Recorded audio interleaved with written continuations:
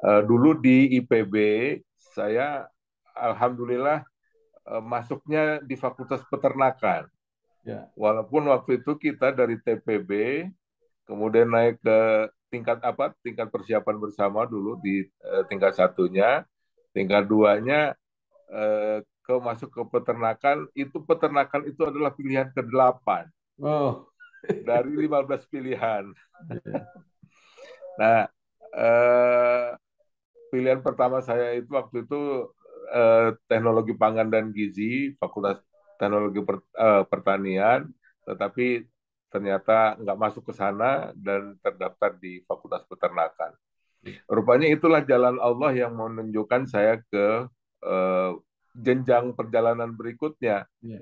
Karena waktu itu di Fakultas Peternakan satu-satunya fakultas yang punya masjid besar, Hmm. masjid kampus yaitu Al-Ghifari.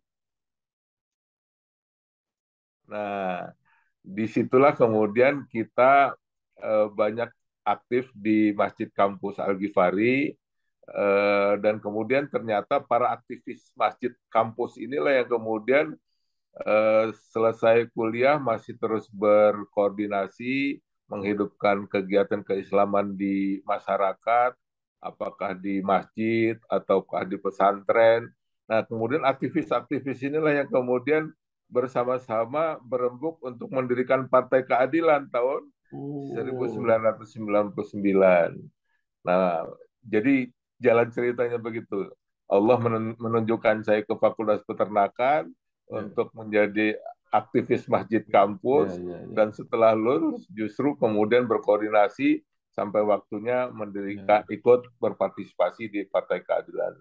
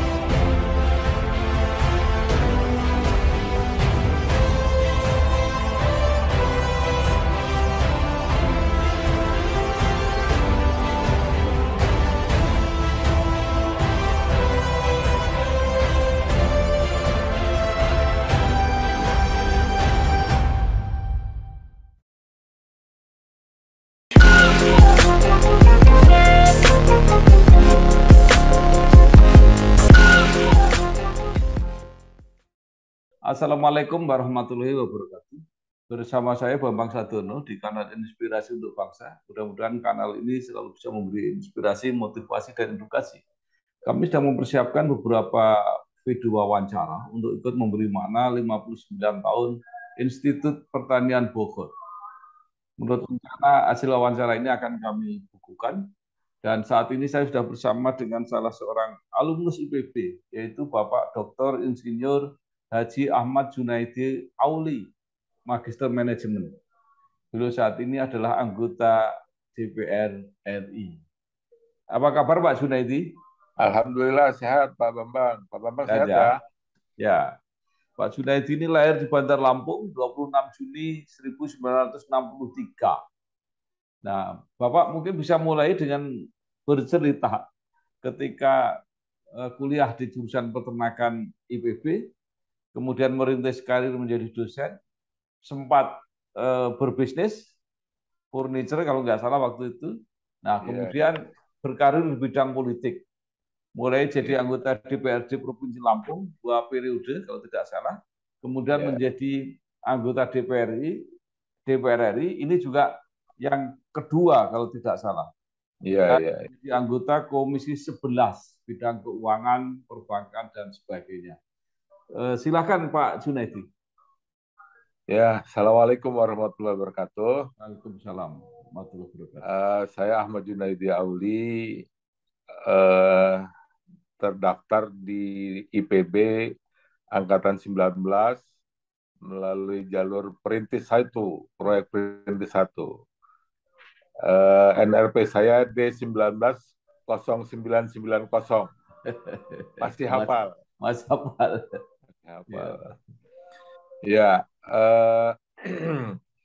dari kuliah dulu saya di jurusan eh, di Fakultas Peternakan. ya, Sebenarnya jurusannya sosial ekonomi, ya, tetapi waktu itu jurusan itu belum disetujui sehingga tetap masuk ke dalam jurusan produksi ternak ya. ya, Tetapi lebih banyak spesifikasinya kita waktu itu masuk ke sosial ekonomi peternakan. ya, Kemudian kita selesai di tahun 1986, wisuda di Desember 1986. Dulu di IPB, saya alhamdulillah masuknya di Fakultas Peternakan. ya, Walaupun waktu itu kita dari TPB, kemudian naik ke tingkat apa? Tingkat persiapan bersama dulu di tingkat satunya, tingkat duanya ke masuk ke peternakan. Itu peternakan itu adalah pilihan ke-8 oh, dari 15 pilihan. ya, Nah, eh, pilihan pertama saya itu waktu itu teknologi pangan dan gizi, Fakultas Teknologi Pertanian, tetapi ternyata nggak masuk ke sana dan terdaftar di Fakultas Peternakan. Rupanya itulah jalan Allah yang menunjukkan saya ke eh, jenjang perjalanan berikutnya. ya. Karena waktu itu di Fakultas Peternakan satu-satunya fakultas yang punya masjid besar, Hmm, masjid kampus yaitu Al-Ghifari. Nah, disitulah kemudian kita banyak aktif di Masjid Kampus Al-Ghifari, dan kemudian ternyata para aktivis Masjid Kampus inilah yang kemudian selesai kuliah masih terus berkoordinasi menghidupkan kegiatan keislaman di masyarakat, apakah di masjid ataukah di pesantren. Nah, kemudian aktivis-aktivis inilah yang kemudian bersama-sama berembuk untuk mendirikan Partai Keadilan tahun oh, 1999. Nah, jadi jalan ceritanya begitu. Allah menunjukkan saya ke Fakultas Peternakan ya, untuk menjadi aktivis masjid ya, kampus, ya, ya, dan setelah lulus justru kemudian berkoordinasi sampai waktunya ya, mendirikan ikut berpartisipasi di Partai Keadilan yang sekarang menjadi Partai Keadilan Sejahtera. ya, ya, Nah, itu ceritanya. Nah, ya, kemudian kalau selesai lulus itu sempat ditawari untuk menjadi, karena saya mau pulang ke Lampung, sempat ditawari untuk jadi dosen di Unila, hmm, Universitas Lampung. Karena waktu itu rektor di Universitas Lampung, Pak Margono Slamet, yang memang juga ketua jurusan kami di Fakultas Peternakan. oh, Tetapi kemudian saya karena tidak berminat jadi pegawai negeri, maka saya nggak mau menjadi dosen di Unila. Bahwa kemudian saya menjadi dosen di swasta Universitas Muhammadiyah Lampung lebih kepada untuk membantu pendirian Universitas Muhammadiyah Lampung yang waktu itu baru berdiri. ya, Jadi lebih banyak karena panggilan untuk menghidupkan lembaga-lembaga Islam untuk berjuang di dunia pendidikan. Nah, sampai dari tahun 87 sampai 91 ya, di Universitas Muhammadiyah ya, Lampung. Nah, sejak 91 itu kemudian kita berbisnis furniture hmm, sampai tahun 96. Nah, 96 kemudian saya ikut mendirikan lembaga pemberdayaan ekonomi masyarakat. Nah, disitulah kita bagaimana membantu masyarakat, terutama UMKM, ya, untuk bangkit, berdiri, dan terus berusaha.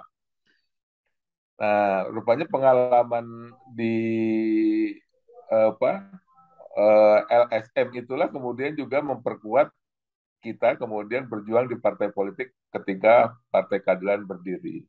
ya, Maka ikut bergabung di Partai Keadilan, kemudian ikut pemilu di 99, tapi kita masih belum masuk ke parlemen, ya, dan baru di 2004 saya alhamdulillah masuk ke parlemen di DPRD Provinsi Lampung, dan saya sempat menjadi wakil ketua DPRD provinsi Ya. waktu itu.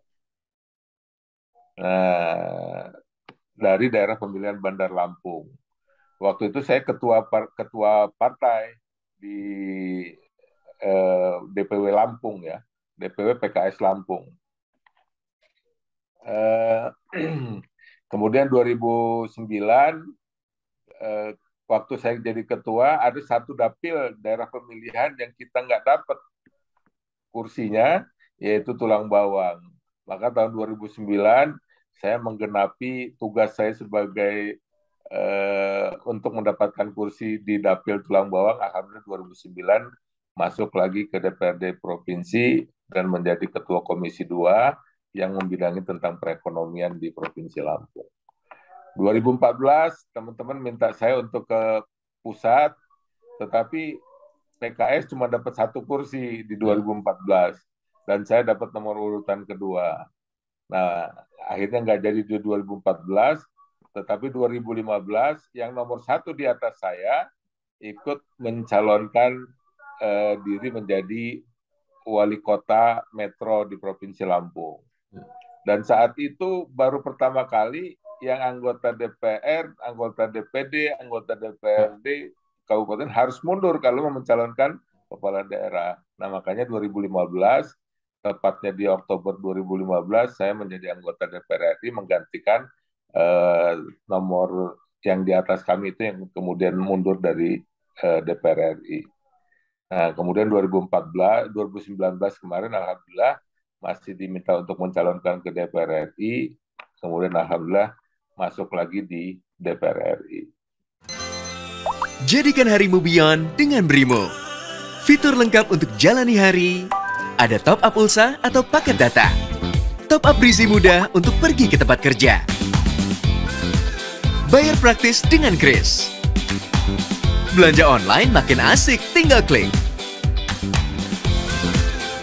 Mau transfer pun tak jadi masalah. What a Beyond Day. Brimo, mobile banking yang pas buatmu. Jadi setelah masuk di politik, bisnis sudah sama sekali ditinggalkan, Pak ya. Jadi sebagai sebuah konsekuensi pejabat publik katanya nggak boleh masuk di bisnis dalam pengertian struktural ya.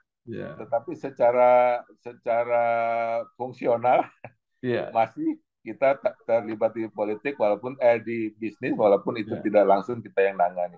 Tadi yang menarik itu cerita Pak Zunaidi bahwa Partai Keadilan itu dipersiapkan di di salah satu masjid di IPB. Itu ceritanya apakah para pendirinya itu memang ada di situ semua atau itu menjadi tempat kumpulnya, Pak? Enggak. Jadi kita selesai dari kuliah kuliah di IPB, selama masih kuliah di IPB makan sering berkoordinasi dengan kampus-kampus lain, masjid-masjid kampus lain dari Jogja, dari UI, dari Bandung dan sebagainya. Nah, aktivis-aktivis masjid kampus inilah yang kemudian bersama-sama bersepakat untuk mendirikan Partai Keadilan pasca reformasi.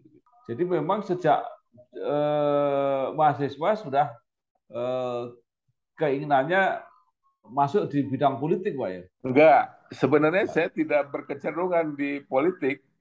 Bahkan ketika di tingkat 3 secara aklamasi meminta saya menjadi ketua BPM, itu saya tolak sebenarnya. Karena saya sebenarnya tidak ingin berkiprah di dunia panggung ya, dunia politik begitu. Tetapi ketika pasca reformasi dan sebagai tindak lanjut dari koordinasi sesama aktivis masjid kampus, ya partisipasi kami untuk menghidupkan kegiatan-kegiatan sebagai sebuah kesepakatan bersama, akhirnya kita ikut terjun ke dunia politik. Nah, sampai saat ini secara politik sudah berada di puncak-puncak lembaga lah karena sudah di DPR ini. Lalu menurut Bapak apa yang bisa dilakukan sebenarnya di DPR ini? Iya, sebenarnya banyak ya yang bisa kita lakukan di politik, apalagi di DPR RI itu kan punya fungsi legislasi, Ya, kemudian fungsi anggaran, fungsi pengawasan. Artinya dengan tiga fungsi itu sangat memungkinkan kita untuk bisa berbuat banyak sebenarnya begitu. ya, Eh, di bidang legislasi bagaimana undang-undang yang disusun ini betul-betul kita lakukan untuk punya keberpihakan ya, kepada masyarakat luas, kepada kebaikan, kepada hal-hal yang memang kemudian membuat Indonesia menjadi lebih maju. ya, Itu tentu saja menjadi lahan atau ladang perjuangan yang cukup signifikan sebenarnya. Begitu juga di bidang anggaran, bagaimana kita membantu untuk menyusun anggaran-anggaran yang berpihak kepada masyarakat banyak, terutama masyarakat yang berpenghasilan rendah dan sebagainya dan sebagainya. Jadi saya kira punya peran ya, strategis.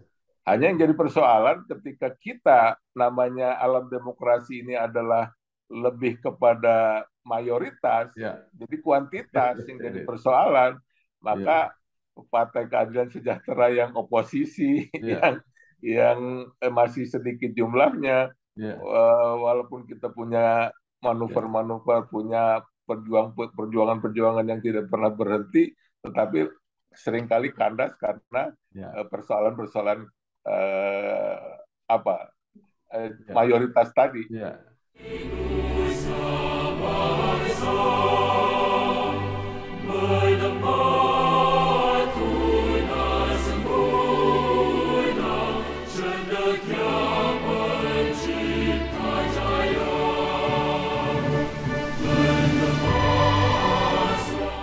Ya, memang secara matematis hitung-hitungan itu kan sebenarnya sudah diketahui bahwa PKS termasuk dalam posisi yang oposisi yang sangat minoritas.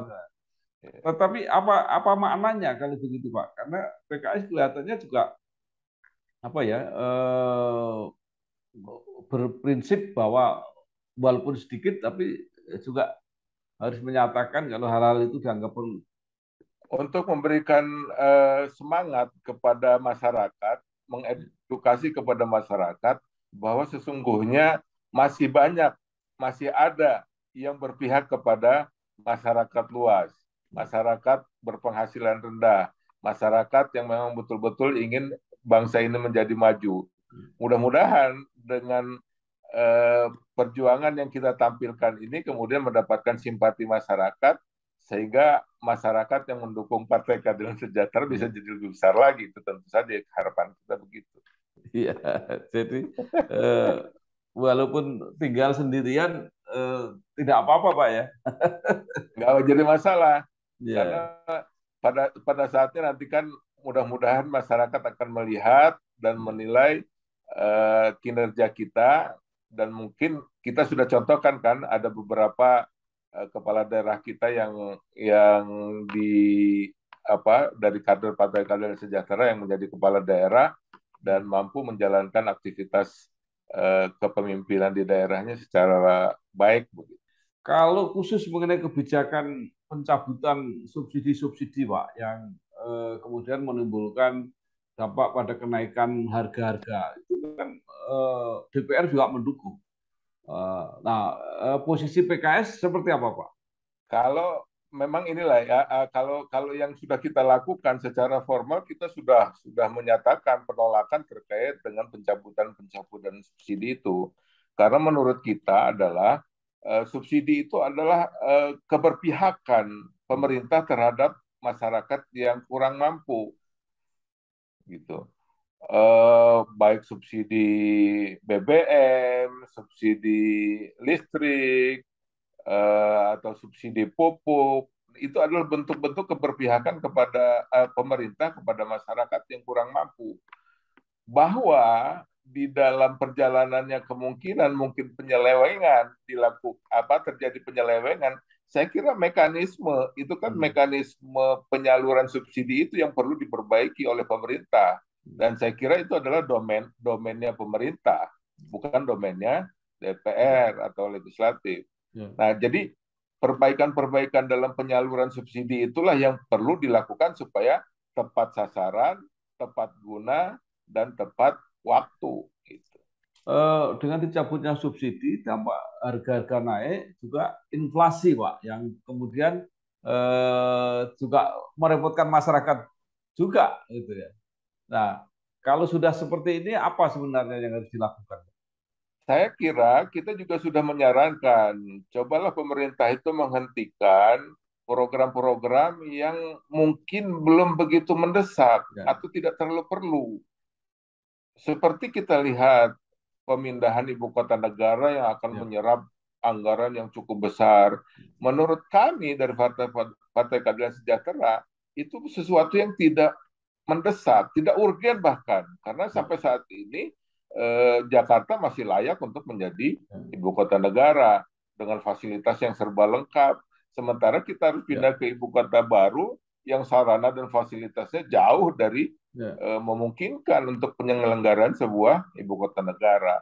Nah, itu dari sisi anggaran yang akan diserap akan banyak terserap ke sana.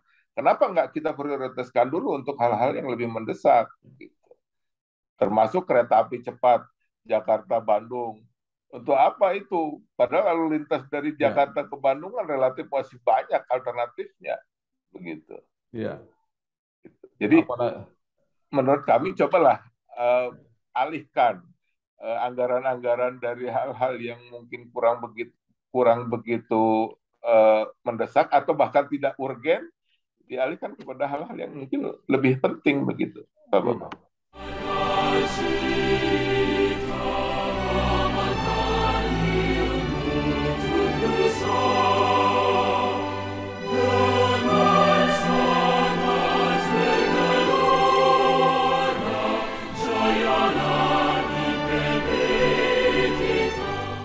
Pencabutan subsidi, harga naik, inflasi meningkat, eh, yang tertekan adalah bidang pangan biasanya. Nah, Betul. ini apa Pak? Strategi makronya harusnya seperti apa? Kita ini kan negara agraris, tapi pangan selalu jadi apa ya? Apa? Krisis berkala lah gitu. Ada berulang-ulang. Ya. Kenapa ini, Pak? Ya, saya kira itulah tadi bentuk keberpihakan Ya, pemerintah kepada masyarakat banyak inilah yang perlu kita utamakan. Kan. Eh, Satu sisi pemerintah mencabut subsidi, ya, kemudian sarana-sarana produksi pertanian kemudian menjadi tinggi. ya, Nah, sementara pemerintah tidak juga melakukan proteksi terhadap harga jual, itu juga menjadi persoalan. Nah, jadi kenapa pada saat pencabutan subsidi pemerintah berperan, tetapi begitu saatnya petani menikmati hasilnya, pemerintah kurang begitu ya, berperan bahkan dengan dalih eh, harga harga pangan global yang jadi ukuran, jadi terbalik begitu. ya, Di satu sisi eh, apa biaya biaya untuk produksinya tinggi, sementara hasil produksi jadi turun ketika biasanya harga-harga bahan pertanian itu begitu panen banyak, harga kemudian menjadi rendah. Itu kan nggak ada intervensi dari pemerintah, maka menjadi persoalan buat para petani. iya. Baik, Intinya keberpihakan, Pak Bambang. Menurut iya. saya keberpihakan itulah yang diperlukan oleh masyarakat. Baik, sekarang kembali ke IPB, Pak. Sekarang saya baru mendengar cerita ini bahwa teman-teman di IPB ketika mahasiswa sudah ikut aktif mempersiapkan hadirnya Partai Keadilan. Apakah karena itu ternyata sekarang banyak sekali, Pak, yang dari IPB itu yang masuk dunia politik, baik jadi kepala daerah maupun di dewan, di daerah-daerah, di DPR RI juga banyak sekali mereka. Eh, Apa sebenarnya yang terjadi pada waktu di kampus itu, Pak?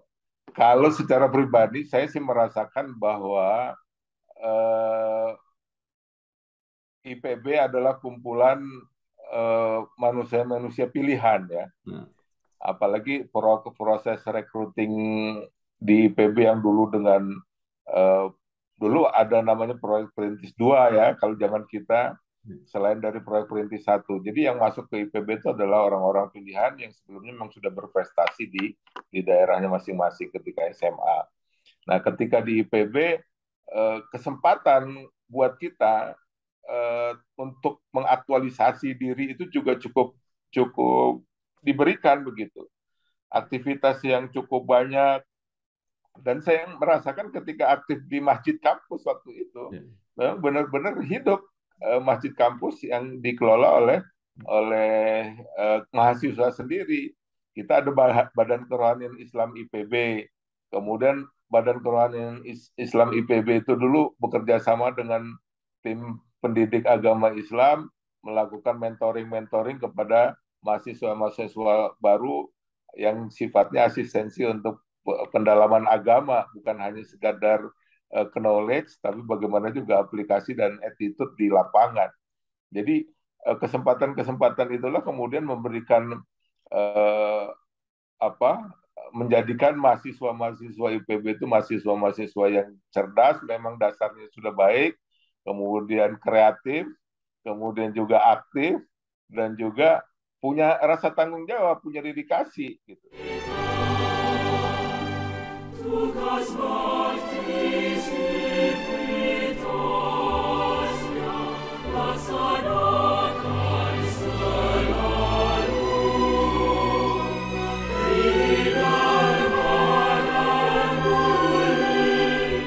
Alumni IPB itu ya mungkin selain yang terjun di bidang sesuai pendidikannya, kan ternyata banyak sekali Pak yang kalau kita bicara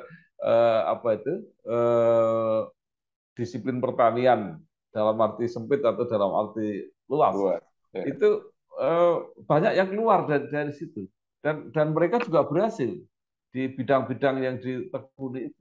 Nah, ini kan kemudian jadi pertanyaan, ini sebenarnya pada waktu kuliah itu seperti apa persiapannya? Ya, kalau saya lihat ya, karena tadi bekal pembelajaran yang di IPB itu relatif baik ya, relatif komprehensif, sehingga meskipun ilmu yang didalaminya mungkin tidak begitu dalam, tetapi sudah memberikan cikal bakal untuk pengembangan berikutnya yang lebih luas begitu.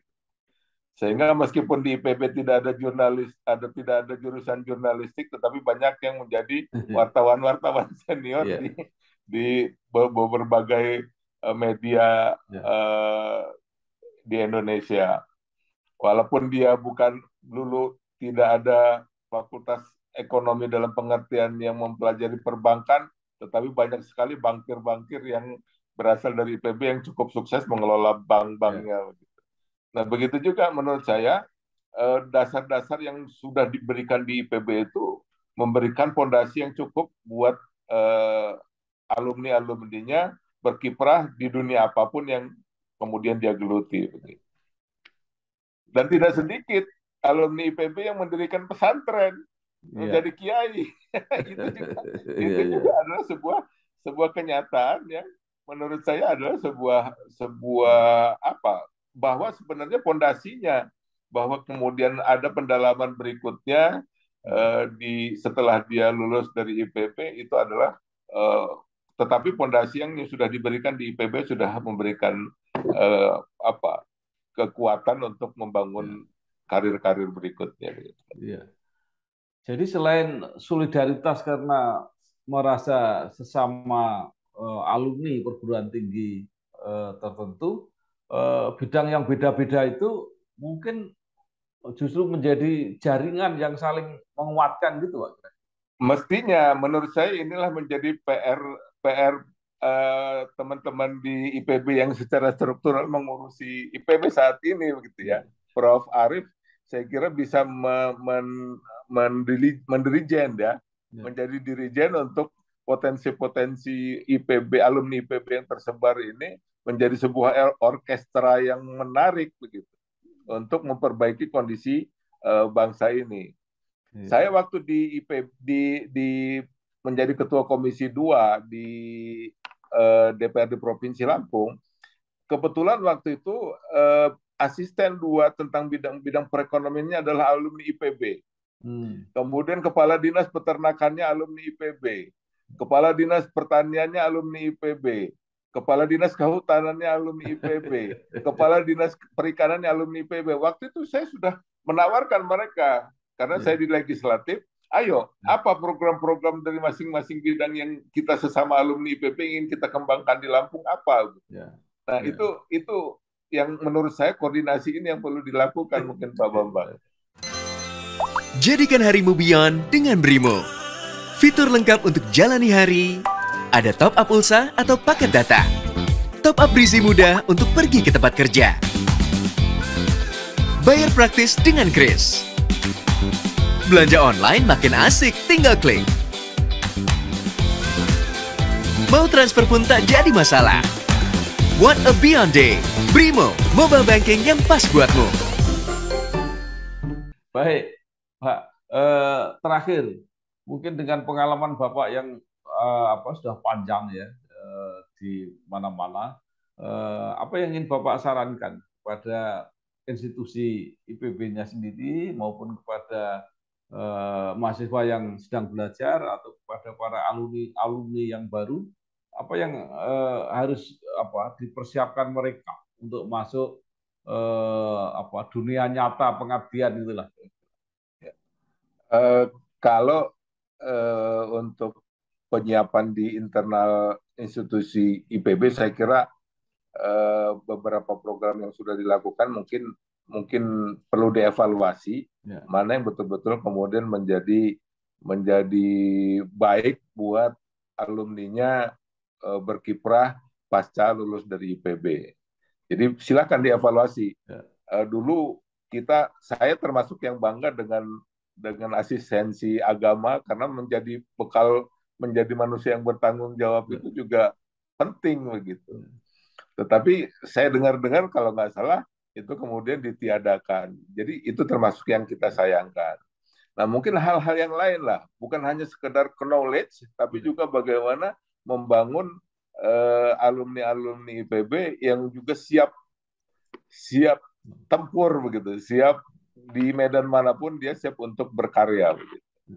Nah, itu satu sisi. Kemudian sisi yang lain saya kira entah ini secara institusi atau himpunan alumni yang bisa mengerjakannya, alumni IPB yang sekarang berkiprah di masyarakat, yang punya karir-karir di berbagai bidang ini, bagaimana kemudian itu dikoordinasikan, dipadukan, sehingga bisa membangun sinergi-sinergi ekstra yang menarik, dan itu menamakan institusi alumni IPB, saya kira itu akan menjadi lebih dahsyat lagi. Baik, terima kasih sekali. Saya sedikit tambahkan, Pak Bambang. Silakan, Pak. Saya S1-nya bidang peternakan, tepatnya sosial ekonomi peternakan. S2-nya saya magister manajemen. Saat itu saya menjadi ketua DPW PKS Lampung, dan MM saya dari Unila, Universitas Lampung. Saya membuat tesis yang berjudul pemasaran partai politik. Oh. Jadi alhamdulillah pasca lulus 2003 dan 2004 langsung melejitkan Partai Keadilan Sejahtera di Lampung dari cuma 1 kursi menjadi 6 kursi, dan kemudian menjadi urutan ketiga di Provinsi Lampung, padahal Partai Keadilan baru berdiri waktu itu. Dan S3 saya tentang Doktor Ilmu Pemerintahan, karena saya kaitkan saya sebagai anggota DPR yang perlu memberikan pengawasan, memberikan sumbangsi untuk bagaimana penataan pengelolaan pemerintahan secara lebih baik. Maka saya mendalami Doktor Ilmu Pemerintahan di IPDN, Institut Pemerintahan Dalam Negeri. Sekedar tambahan saja barangkali. Jadi ilmunya zigzag, Pak Bambang. Maka sekarang memang ada Pak, perbedaan prinsip. Ada yang pengennya itu linear. Mereka kalau bisa linear, tapi juga ada yang menganggap penting bahwa justru berbeda-beda itu pengalamannya menjadi lebih banyak. Nah, barangkali bisa jadi koreksi untuk profesor tidak harus linear barangkali Nah, Pak Bambang. justru itu sekarang ini harus didiskusikan mana yang hasilnya lebih baik berdasarkan penelitian gitu kira-kira. Ya. Iya, Baik, iya. terima kasih sekali kepada Bapak Dr. Insinyur Haji Ahmad Junaidi Auli, Magister Manajemen, anggota DPR RI, Komisi 11 dari Partai Keadilan Sejahtera yang sudah menyampaikan berbagai pengalamannya sebagai alumni IPB. Mudah-mudahan ini bermanfaat untuk kita semua, memberi Amin. semangat, memberi motivasi, menjadi inspirasi. Luar Amin. biasa banyak yang diceritakan. Sekali lagi sukses Pak. Selamat Terima berjuang. kasih Pak Bambang. Terima Salam kasih. untuk semua teman-teman. Ya, terima kasih. Assalamualaikum warahmatullahi wabarakatuh. Waalaikumsalam warahmatullahi wabarakatuh.